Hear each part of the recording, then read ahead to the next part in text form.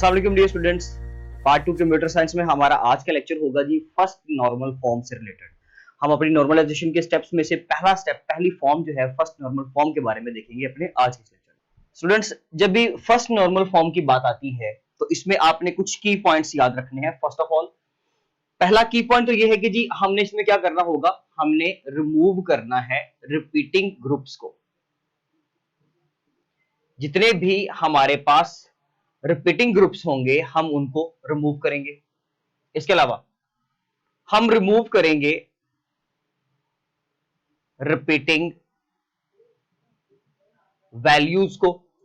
अगर रिपीट कर रही हैं कुछ वैल्यूज, एक सिंगल एट्रीब्यूट है हमारे पास, मैं अभी एग्जांपल्स उसको बताता हूं, बट उससे पहले आप कुछ की पॉइंट्स कवर कर लें कि हमारे पास सपोज करें एक जैसे कि स्टूडेंट का टेबल है, ओके, उसके अंदर डिफरेंट एट्रीब्यूट्स हैं, स्टूडेंट आईडी है, नेम है, डिपार्टमेंट है, मंथ फी है, बुक पे बट मैंने फी लिख दिया, कोर्स नंबर है एंड कोर्स डेट है। तो इसको ज्यादा पहली बात तो ये कि कॉम्प्लेक्स नहीं करना, मैंने जस्ट आपको थोड़े से ही ओवरव्यू में जस्ट इसको समझा देना है। तो मैं इसमें से कुछ चीजें रिमूव कर रहा हूं, जैसे कि मैं यहाँ से कोर्स डेट को रिमूव कर रहा हूं ताकि हमारा टाइम बचे। अदरवाइज मैंने उसका इंट्रोडक्शन दे दिया, डेट लिखना वो मुश्किल काम नहीं है, बट एक्चुअली मैं चाह रहा हूं कि हम इसको छोटा करें, जितना ये काम हमारा कम हो ताकि आपको आसानी से समझ आ जाए। तो हमने क्या करना है जी, सपोज करें कि एक स्टूडेंट है हमारे पास, उसकी आईडी है 100, लाइक थोड़ा सा डाटा डिफरेंट भी हो सकता है, उससे परेशान नहीं होना, और नाम है बच्चे का अहमद, उसका डिपार्टमेंट है कंप्यूटर साइंस, उसकी मंथ फी है 10K और कोर्स नंबर है, वैसे यहाँ पे इस तरह से नहीं लिखेंगे क्योंकि हम अपने डेटाबेस की बात कर रहे हैं तो एग्जैक्ट डाटा लिख देते हैं। कोर्स नंबर है उसका सपोज करें 1, एक उसका कोर्स नंबर है 2, दो कोर्स नंबर उसके 2 है, डिपार्टमेंट एक है, उसके अंदर 2 कोर्सेज को वो डिस्कस कर रहा है, 2 कोर्सेज उसने ले लिए, तो उसमें एक कोर्स हो गया 1, एक कोर्स कोड क्या हो गया 2।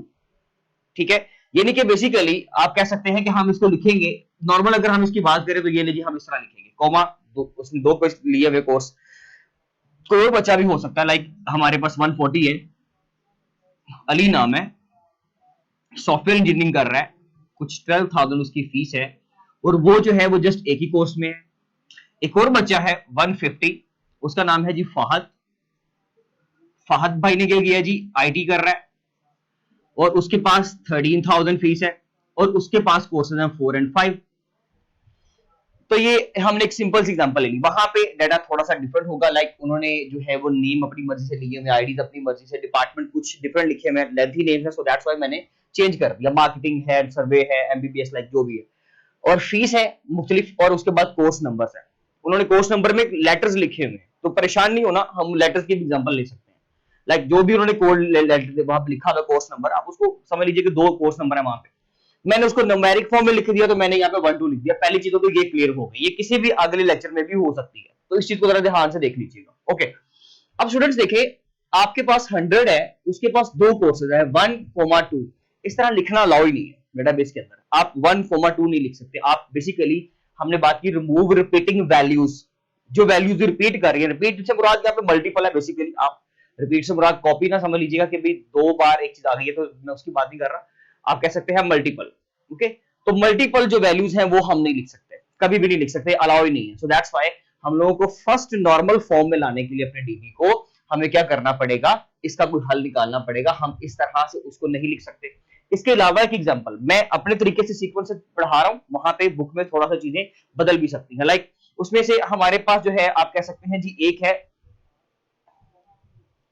पहली जो एग्जांपल है उसमें डिपार्टमेंट और मैगजीन 2 रिलेशंस लिए, case number 1 and case number 2।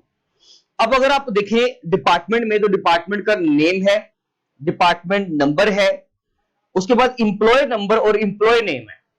तो भाई आप इसमें एक रिलेशन में 2 एट्रीब्यूट्स कैसे ले सकते हो, मतलब इंप्लॉय नेम, उसके लिए तो अलग से रिलेशन ही होना चाहिए, इंप्लॉय का डेफिनेटली होना चाहिए। तो आपके ग्रुप्स जो है, आपकी चीजें जो है वो रिपीट कर रही हैं, तो ऐसा पॉसिबल नहीं है, वो कह रहा है हमें ये चीजों को रिमूव करना पड़ेगा। इसी तरह से मैगजीन में उसने एक एरर प्रोड्यूस की, उसने वहां पे हाईलाइट की है magazine number, magazine code, magazine ID, तो ये चीजें तो सेम है ना भाई, तो आप इस तरह से सेम एट्रीब्यूट्स यूज नहीं कर सकते, डिफरेंट नेम्स के साथ इंफॉर्मेशन सेम होगी तो नहीं कर सकते, जैसे हमने सिनोनिम और होमोनिम में पढ़ा था।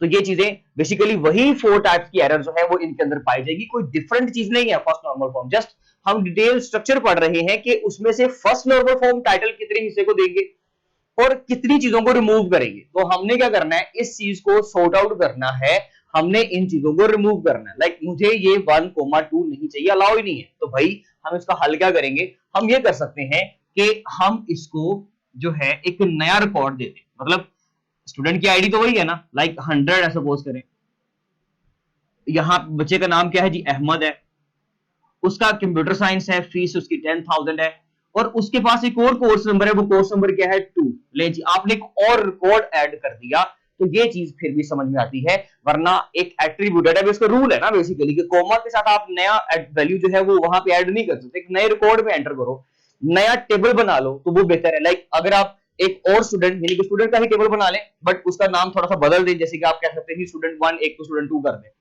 और ये जो हमने रिकॉर्ड अभी एंटर किया है, ये जो मैंने ये रिकॉर्ड अभी एंटर किया है, ये रिकॉर्ड्स आप इस तरह के जितने भी सेकंड कोर्सेज हैं वो आप उसके लिए एक अलग से रिकॉर्ड बना लें, तो फिर ठीक है, चल जाएगा। एक हल तो ये है, मैं अभी इसके अंदर ही हल बता रहा हूं। ये चीज अलाउ नहीं है, ये गलती है, रिपीट कर रहा हूं, ये चीज अलाउ नहीं है, कॉमा लिखना गलती है। तो इसका हल क्या है कि भाई आप इसके लिए एक और रो ऐड कर लें जिसके अंदर बाकी सारा डाटा जो है हमारे पास फहद का सेम है, उसकी आईडी क्योंकि डिफरेंट है, सेम है सॉरी, और बाकी हर चीज भी डेफिनेटली सेम होगी, सिर्फ हमने उसका कोर्स अलग से ऐड कर दिया। तो यहाँ पर मैंने एक रो और ऐड कर दी, तो कुछ बच्चे जो ऐसे होंगे जिसके पास मल्टीपल कोर्सेज होंगे, 10-10 कोर्सेज होंगे, और एक बच्चा होगा जिसने जस्ट एक ही कोर्स लिया होगा, तो फिर ऐसी सूरत में हम क्या कर सकेंगे, 10 टेबल्स अलग बना लें, 9 ऐसा भी नहीं कर सकते। तो फिर ये हल ठीक है कि हम क्या करें, उसकी आईडी के अगेंस्ट उसके अगर कोर्स नंबर ज्यादा है तो भाई उसका एक और रिकॉर्ड ऐड कर दो।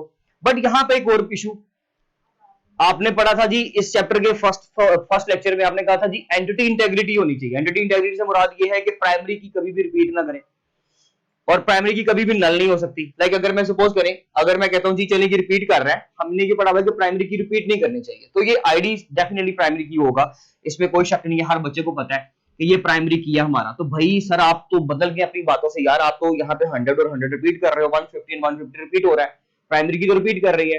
तो बेटे बात सुने, अगर सपोज करें ये रिपीट कर रही है तो हम आईडी को छोड़ देते हैं, बाकी चीजें ऐड कर लेते हैं, प्राइमरी की है ना उसको छोड़ देते हैं। बट सर देखिए बात सुनिए, आप क्या करी जा रहे हैं यार, आप इसको नल भी नहीं कर सकते। हमने पढ़ा कि ये जो बेसिकली एंटिटी इंटेग्रिटी है वो कहता है कि primary key can not be null, it must have some value, इसकी कुछ वैल्यू होनी चाहिए, ये नल नहीं हो सकता। तो ऐसी सूरत में हम क्या करेंगे, फिर जो मैंने हल किया वही है जी, इसके अलावा हमारे पास कोई हल नहीं है मेरे बच्चों, इसके अलावा इसके अंदर आप कुछ भी नहीं कर सकते। लाइक अगर आप कहो कि जी हम यहाँ पर नल कर दें, तो वो भी आपने बोला नहीं है, तो आपको फिर जस्ट ये लिखना पड़ेगा, इसका कोई हल नहीं है। तो फिर हल क्या है, ये तो प्रॉपर हल नहीं है ना। तो प्रॉपर हल ये है कि हम जो बेसिकली प्राइमरी की कहते हैं, एक उसमें हमने एक टाइप पढ़ी थी कॉम्पोजिट की।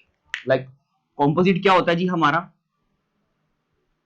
कॉम्पोजिट की एक ऐसी की होती है जिसके अंदर मल्टीपल एट्रीब्यूट्स को मिलाकर आप प्राइमरी की बना लेते हो। तो हम यहां पर स्टूडेंट आईडी को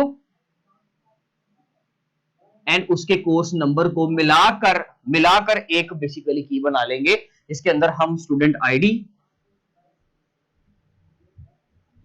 प्लस उसका कोर्स नंबर, ये दोनों चीजों को मिला के प्राइमरी की के तौर पर इस्तेमाल कर लेंगे। तो फिर कोई इशू नहीं है, फिर जो है 101, 102, 154, 155 कोई भी रिकॉर्ड जो है वो रिपीट नहीं करेगा, and that is the solution. आप समझ सकते हैं कि इसका बेसिकली हमारे पास 3 डिफरेंट टाइप्स के सॉल्यूशन थे। पहला सॉल्यूशन क्या था कि हम क्या करें कि बेसिकली डिफरेंट रिकॉर्ड्स ऐड कर दें, जैसे मैंने अभी किया। सेकंड हल क्या है कि फिर उसके साथ आप क्या करेंगे, एक और कॉम्पोजिट की बना लेंगे ना, आप मल्टीपल एट्रीब्यूट्स को इकट्ठा कर लोगे। सेकंड ये है कि फिर आप जो है इन रिकॉर्ड्स के लिए टेबल अलग कर दें, टेबल्स अलग कर दो, या फिर आप एक और हल कर सकते हैं। जो लास्ट हमारे पास सॉल्यूशन है वो लास्ट सॉल्यूशन भी सुन लीजिए। मैं इसमें से ये रिकॉर्ड दोबारा से जो है आप कह सकते हैं जी ये ऐड खत्म कर रहा हूं,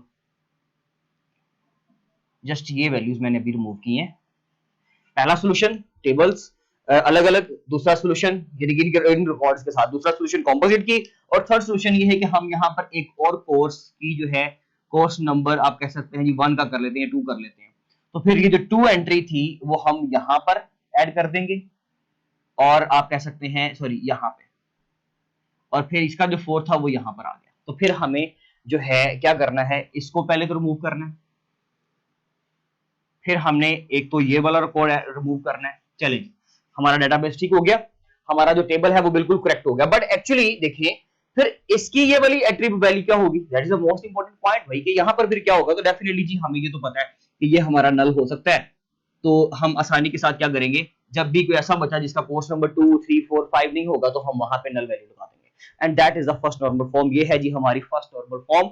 हमें जब भी बेसिकली डेटाबेस बनाना है तो नॉर्मलाइज करने का पहला स्टेप जो है वो हमें उसको फर्स्ट नॉर्मल फॉर्म में लाना है। ये कुछ प्रॉब्लम्स थी जो हमने रिमूव करनी है। अब हम देखेंगे अपने नेक्स्ट लेक्चर में सेकंड नॉर्मल फॉर्म और उसके अंदर क्या इश्यूज हैं, क्या मसलों का हल है, वो जानेंगे अपने नेक्स्ट लेक्चर में। तब तक के लिए स्टूडेंट्स, अल्लाह हाफिज।